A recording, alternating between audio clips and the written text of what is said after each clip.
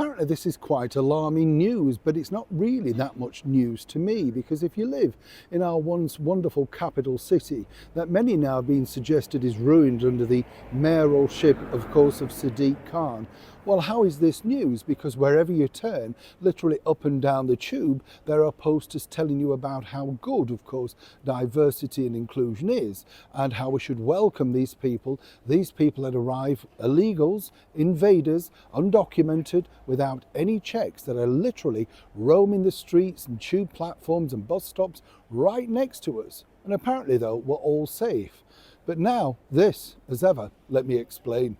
Morning, good to see you. Thank you so much as ever for your time today. We'll have a lovely wave. Are you keeping well? I'm all right, thank you. And as I say, when I make these stories, I have to tell you, don't worry, I'm very secure. I know exactly where I am and check out everything all the time. Seemingly because you have to. It's when I see people, I've got to be honest with you, chums, up and down, literally London, not aware of their surroundings. I think that's the thing. And that's the stressful thing for anybody, whether you just go out shopping or anything. Now, your anxiety's there, isn't it? Because you're watching your bag, your purse, your phone, your trolley, whatever you've got, and you have to think, oh, who's that next to me? Or if somebody comes up, they might be genuine. You're on your guard. The relaxation of life has been taken away, all thanks to the fact that we've now been invaded by undocumented people. But now there's this new survey come out, which basically says 1 in 12 in London are in fact undocumented people that are lost off the system, right? Totally illegals that are wandering around the streets of the capital city. Well, this information is in fact not correct. I would say it's far greater than that. And simply because when you look at the bigger picture, it's more than 1 in 12, because this information actually was coming from a sort of system that was put together way back in 2017. So imagine now what it's going to be like in 2024. But here's where it gets really interesting, you see, because they all claim that they don't know where these people are. And this is ridiculous. For a start off, most of them are working for many of these delivery companies, and they're getting cash in hand, or a lot of money given to them directly, bypassing the British tax system. Quite what the Home Office, headed by Yvette Cooper, are doing are simply, well, amazing to think how slack one woman independently could be.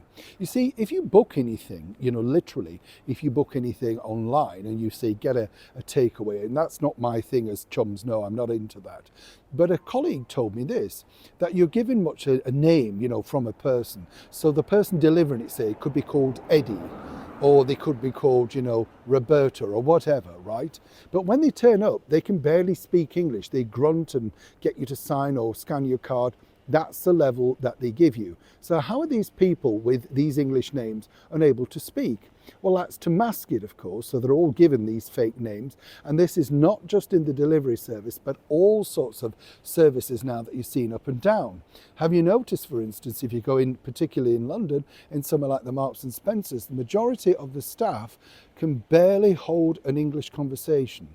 Oh yeah, they can speak in their own language because there's a lot of them in there. And I would suggest that actually if you were to do reasonable checks, you would find that in fact many of the staff have very shaky credentials. I'll leave it there for now.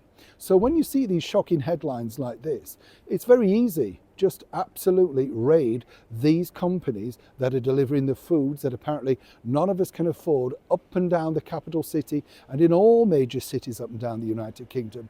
And if you want to find where the illegals are and ship them away, well, they're simply there, coming right to your door. But nobody, including the Home Office, can seemingly get a grip of it. Neil Sean in the very heart of London.